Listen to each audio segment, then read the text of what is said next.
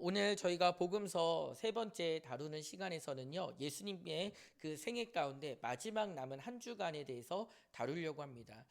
왜 예수님의 그 생애 가운데 마지막 한 주간, 일주일이라고 얘기하냐면, 이제 그 일주일 사이에 많은 일들이 일어났기 때문이죠. 그 부분들을 저희가 유인물을 보게 되면 간략하게 5가지로 말씀드릴 수 있는데요. 첫 번째는 예수님께서 예루살렘 입성, 그러니까 예루살렘에 들어가시는 그 장면으로부터 시작해서 성전을 깨끗하게 하시는 부분, 또한 제자들과 마지막 예수님의 몸과 또한 피, 그래서 포도주와 떡으로 빵으로 이렇게 예수님의 그 마지막 죽으심에 대해서 예표하는 그 만찬에 대한 부분들, 또한 예수님의 십자가의 죽으심과 또한 부활이라는 그 사건들을 예수님의 마지막 생에 그 예루살렘 입성 이후에 이러한 과정들이 진행됐기 때문에요, 굉장히 이렇게 농도가 짙은 그런 내용 부분이라고 저희가 살펴볼 수 있습니다. 오늘 그 부분들을 하나하나 좀 살펴보고자 합니다. 먼저 읽었던 마태복음 21장에 있던 이 내용은 예수님께서 예루살렘에 들어가시는 장면이에요. 근데 예수님께서 예루살렘에 들어가실 때 무엇을 타고 들어가셨을까요? 오늘 말씀을 읽다 보면 맞아요. 나귀.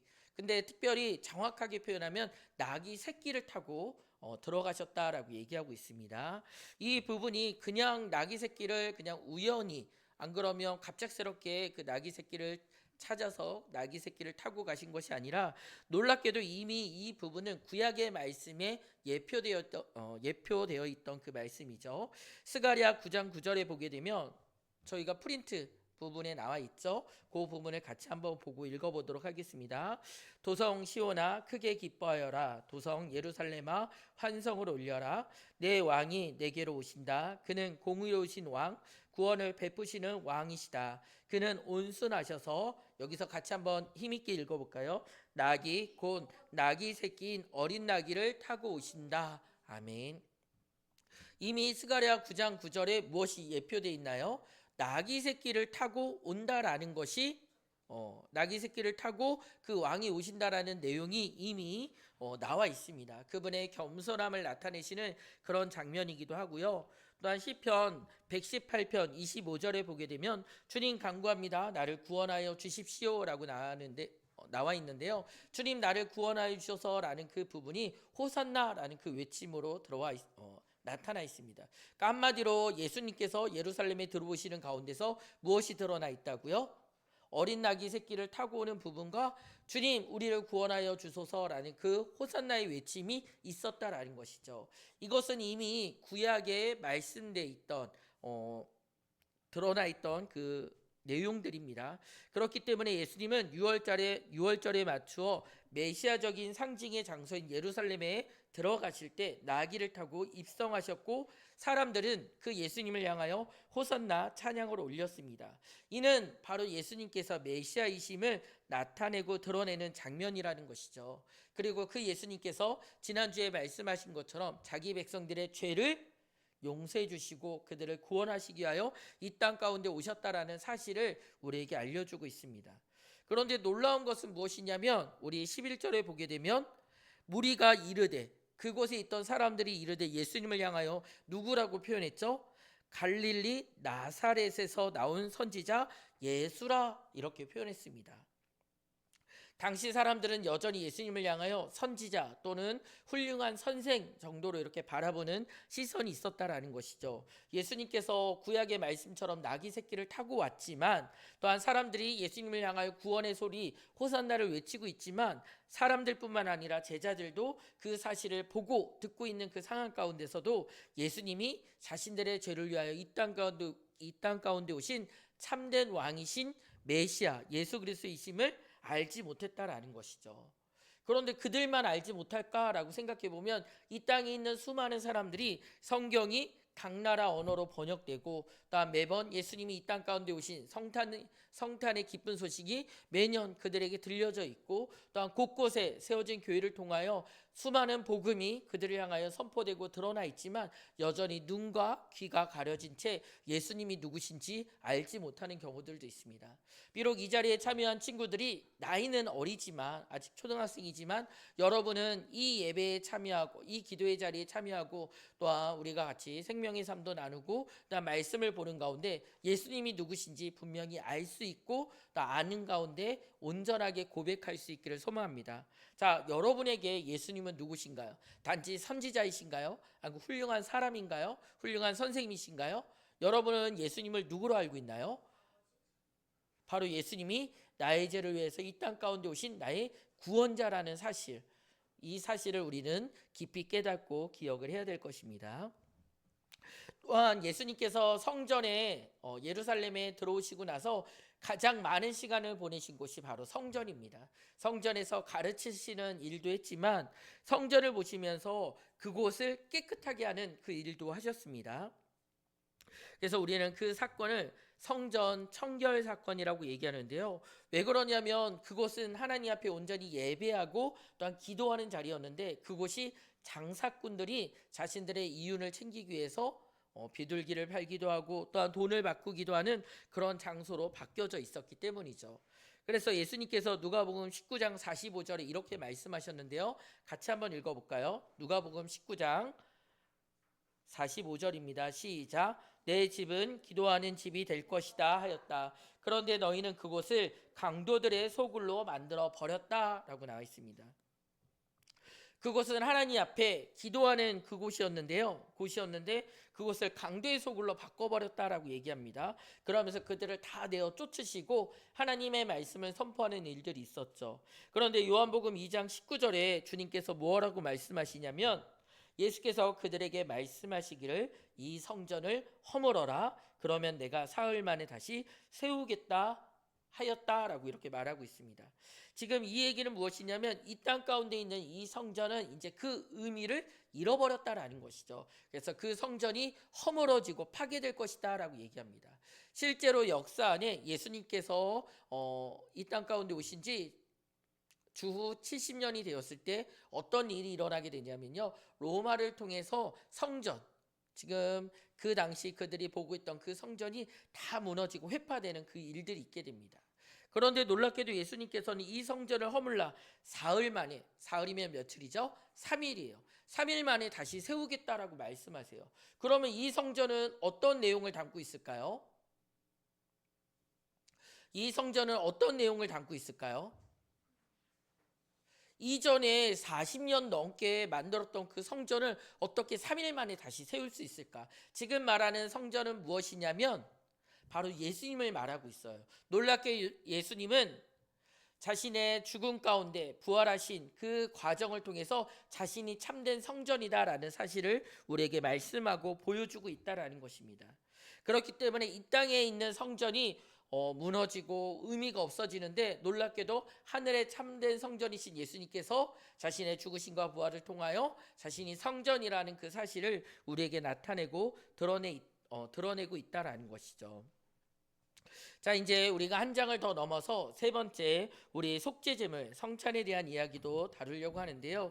이 얘기는 무엇이냐면 예수님께서 성전에서 사람들에게 가르치신 것뿐만 아니라 마지막 죽음을 앞두고 제자들에게 다시 한번 자신의 죽음과 부활에 대한 그 사실을 이야기하고 있습니다. 근데 그때만 이야기한 것이 아니라 예수님은 이미 여러 번 예루살렘에 들어가기 전에 예수님이 죽으실 부분과 또한 다시 부활하실 그 부분에 대해서 얘기하셨다라는 것을 기억해야 됩니다. 그리고 그 사실을 우리가 어떻게 분명하게 알 수 있냐면 예수님께서 십자가에 죽으시는 그 장면을 자신이 몸이 찢기는 부분과 피를 쏟아내시는 장면을 통해서 바로 이 포도주와 떡, 내가 이 포도주를 너희에게 주는 것처럼 내 피가 쏟아질 것이다. 이 떡이 찢겨져 너희들에게 나눠주는 것처럼 내가 너희들의 죄를 위하여 이렇게 내 살이 찢겨질 것이다 라는 사실을 보여주고 이 사실을 기념하라 라고 얘기합니다. 그래서 교회에서는 이 사실을 기념하는 가운데 성찬을 우리가 자주 행하고 또 그 사실을 통하여 예수님이 십자가에 나를 위하여 죽으셨구나, 그리고 다시 부활하신 그 사실을 우리는 기억하고 고백하고 있습니다. 그런데 예수님의 흘리신 그 피가 새 언약의 근거가 된다라고 말하고 있는데요. 어떻게 근거가 될까라는 부분들을 보게 되면 바로 예수님이 온전한 그 순종의 삶을 사셨기 때문에, 또 우리를 위하여 완전한 제물이 되어 주셨기 때문에 그 존귀한 피가 권능이 있다라고 얘기하는 것이죠. 예수님의 피가 왜 우리의 죄를 씻겨줄 수 있을까요? 왜 예수님께서 우리를 대신하여 죽으신 그 죽음이 우리의 죄를 용서해주는 대속적인 죽음이 될까요? 라는 것을 보게 되면 예수님의 그 인생을 살펴봐야 됩니다. 많은 사람들은 예수님의 십자가만 바라보는 경우들이 있어요. 그런데 예수님의 생애는 무엇을 향해 가고 있었을까요? 십자가를 위해서 가고 있었다라는 것이죠. 예수님의 인생의 절정은 무엇이었냐면 십자가의 죽으심이었고 또한 부활이었습니다. 그리고 예수님의 그 십자가의 피 흘림과 예수님의 십자가의 그 사건이 우리에게 의미가 있기 위해서는 그분이 완전히 순종하셨다라는 것이죠. 그래서 온전한 순종을 통하여 그분은 흠없는 제물로서 하나님 앞에 우리의 죄를 대신해서 죽으시고 다시 사셨다라는 것입니다. 그래서 예수님의 생애를 보게 되면 늘 주님의 말씀에 순종했어요. 이스라엘 백성들은 성전도 있고 제사제도도 있고 또 그들이 제물을 갖고 하나님 앞에 나아갔지만, 그래서 끊임없이 수없이 많은 제사들을 드렸지만 그 중심에서는 하나님 앞에 말씀 가운데 순종하지 않았습니다. 그런데 예수님은 그 마음, 우리 지난주 기억하고 있나요? 목숨을 다하고 마음을 다하고 뜻을 다하여 하나님을 사랑하면서 그 말씀 가운데 순종하셨다라는 것이죠. 그래서 예수님만이 유일한 하나님 앞에 드려질 온전한 제물이 되시고요. 그 예수님의 피로 우리는 온전히 씻김 받고 하나님 앞에 나아갈 수 있다라는 것입니다.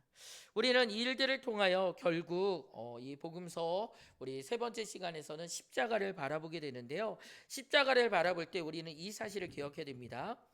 복음서의 많은 독자들이 예수님이 하나님의 아들이신 것을 잘 알고 있습니다. 아마 여러분이 마태복음, 마가복음, 누가복음, 요한복음을 읽다 보면 결국 그분이 누구실까라는 부분의 정답은 바로 하나님의 아들이십니다라는 그 신앙의 고백으로 나아가게 되죠. 그래서 우리가 복음서를 보게 되면 예수님께서 세례를 받으시는 장면에서 하늘에서 성령이 비둘기같이 임하시는 가운데서 뭐라고 얘기하시죠? 이는 내 사랑하는 아들이다 라고 얘기합니다. 변화산, 예수님의 그 영광 가운데 그 옷과 그 모습이 변하시는 가운데 모세와 또 엘리야가 함께하는 그 장면 가운데서 하늘에서 이는 내 아들이다, 너희는 그의 말을 들으라 라는 장면들이 나오게 됩니다. 예수님께서 하나님의 아들이신 그 장면들이 굉장히 초자연적으로 계시되고 등장하는 장면들이 있게 되는데요. 놀랍게도 십자가에서 죽으시고 모든 피를 쏟으신 그 예수님 앞에 예수님이 하나님의 아들이신 것을 고백하던 한 사람이 등장하게 됩니다. 그가 누구일까요? 그는 이방인이었고 로마의 백부장이었습니다. 또한 예수님을 처형하는 그 자리에 감독관으로 있었던 사람인데요. 우리 마가복음 15장 39절입니다. 우리 같이 한번 읽어볼까요? 마가복음 15장 39절 같이 한번 읽어보도록 하겠습니다. 시작. 지금 그 사람은 이방인이었지만, 로마 사람이었지만, 오히려 예수님을 죽이려고 했던 그 사람이었지만 뭐라고 고백하나요? 맞아요. 준서가 지금 얘기한 것처럼 하나님의 아들이시다라는 놀라운 고백을 하게 됩니다. 십자가에 달리신 예수님의 죽음은 평범한 죽음이 아니었어요. 그분은 완전한 제물로서 피를 쏟으셨지만 또 한편으로는 우리의 죄를 대속하실 죄가 없으신 의인으로서 하나님의 아들로서 우리를 대신하여 죽으셨다라는 이 사실을 우리는 잊지 말고 기억을 해야 됩니다. 그렇기 때문에 역사 안에서 그냥 한 사람이 십자가에 죽었구나라는 것이 아니라 바로 하나님의 흠없는 어린 양 예수님이 우리의 죄를 대신해서 죽으신 그 부분과 또한 그분이 하나님의 아들로서 그 십자가의 죽으심을 감당하셨다라는 것이 우리에게 새 언약의 근거가 되고 우리가 하나님의 백성으로 살아갈 수 있다라는 것이죠. 또한 우리는 예수님이 십자가의 죽으심으로 복음서가 끝나지 않았다라는 것을 알게 됩니다. 우리가 모든 복음서를 보게 되면 예수님의 십자가의 죽으심으로 끝나지 않았어요. 놀랍게도 3일 후에 부활하신 예수님이 그 모든 복음서에 등장을 하게 됩니다. 또한 이 부활이라는 것은 새로운 시작을 나타내고 있습니다. 그래서 복음서가 끝나고 저희가 사도행전을 보게 되면 그들이 전하는 소식은 무엇일까요? 예수님의 죽으심뿐만 아니라 예수님의 부활의 소식도 증거하게 됩니다. 복음은 예수님이 이 땅 가운데 오셔서 우리의 죄를 위하여 죽으시고 다시 부활하셨다라는 그 놀라운 사실을 통하여 이스라엘, 예루살렘과 온 유대와 사마리아와 그리고 어디로 향하여 나갈까요? 땅 끝까지 복음이 확장되어서요, 모든 민족에게 그 소식이 전해지게 된다라는 것이죠. 그렇기 때문에 이 복음은 이 부활을 통하여 새로운 시작을 맞이하게 됩니다. 그래서 유대인들에게만 전해졌던 그 놀라운 메시지가 이제 우리에게도 전해져서 우리가 바로 예수님이 하나님의 아들이신 것과 그분이 나의 죄를 위하여 십자가에 죽으시고 부활하셨다라는 그 사실을 듣게 되었다라는 것이죠.